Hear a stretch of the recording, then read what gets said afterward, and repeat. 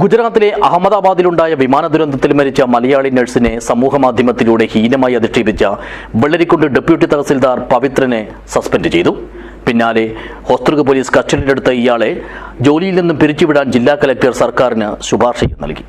This news sponsored by Britco and Britco, Nalapad UK Mart, Old Bus Stand, Kasaragod. Phone 9947 622 000 8451 886888 9947 62 0000.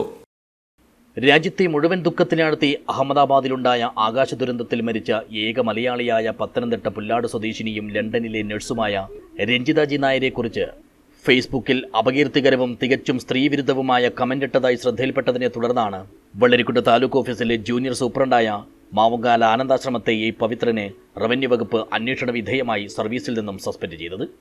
Revenue വകുപ്പിന് ആകമാനം അവമതിപ്പുണ്ടാക്കുന്ന രീതിയിൽ അഭിപ്രായം രേഖപ്പെടുത്തിയതിനും സ്ത്രീത്വത്തെ പാടെ അപമാനിക്കുന്ന രീതിയിൽ പരേതയായ യുവതിയെക്കുറിച്ച് അശ്ലീലമായ പരാമർശം നടത്തിയതിനുമാണ് സസ്പെൻഷൻ. സമൂഹമാധ്യമത്തിൽ തനിക്കെതിരെ ശക്തമായ എതിർപ്പ് ഉയർന്നു വന്നതിനെ തുടർന്ന് ഇദ്ദേഹം തന്നെ കമന്റ് നീക്കം ചെയ്തിരുന്നുവെങ്കിലും അപ്പോഴേക്കും അത് നിരവധി പേർ പങ്കുവയ്ക്കുകയും വ്യാപകമായ പ്രതിഷേധത്തിന് വഴിയൊരുക്കുകയും ചെയ്തു. സസ്പെൻഷൻ പിന്നാലെ തന്നെ വെള്ളരിക്കുണ്ട് പോലീസ് ഇയാളെ കസ്റ്റഡിയിലെടുക്കുകയും ചെയ്തു. ഹോസ്തൃക പോലീസ് രജിസ്റ്റർ ചെയ്ത കേസിൽ കാഞ്ഞങ്ങാട് DYSP ബാബു പെരിങ്ങേത്തിന്റെ നേതൃത്വത്തിൽ Vellarikundu inspector TK Mukundan, SIP Jayarajan എന്നിവരുടെ നേതൃത്വത്തിൽ കസ്റ്റഡിയിലെടുത്ത ഇയാളെ വൈകിട്ടോടെ കാഞ്ഞങ്ങാട്ടെ DYSP ഓഫീസിലെത്തിച്ചു. തൊഴിൽ സംബന്ധിച്ച് വിദേശത്തു പോകുന്ന സ്ത്രീകളെയും അവരുടെ സ്ത്രീത്വത്തെയും അപമാനിക്കുകയും നായർ സമുദായത്തെ അധിക്ഷേപിക്കുകയും ചെയ്തു എന്നതടക്കമുള്ള കുറ്റമാണ് ഇയാൾക്കെതിരെ ചുമത്തിയിട്ടുള്ളത്. സമൂഹമാധ്യമത്തിലൂടെ നേരത്തെയും പലർക്കെതിരെയും പലതരത്തിലുള്ള അപകീർത്തികരമായ പരാമർശം നടത്തിയയാളാണ് ഈ ഡെപ്യൂട്ടി തഹസിൽദാർ.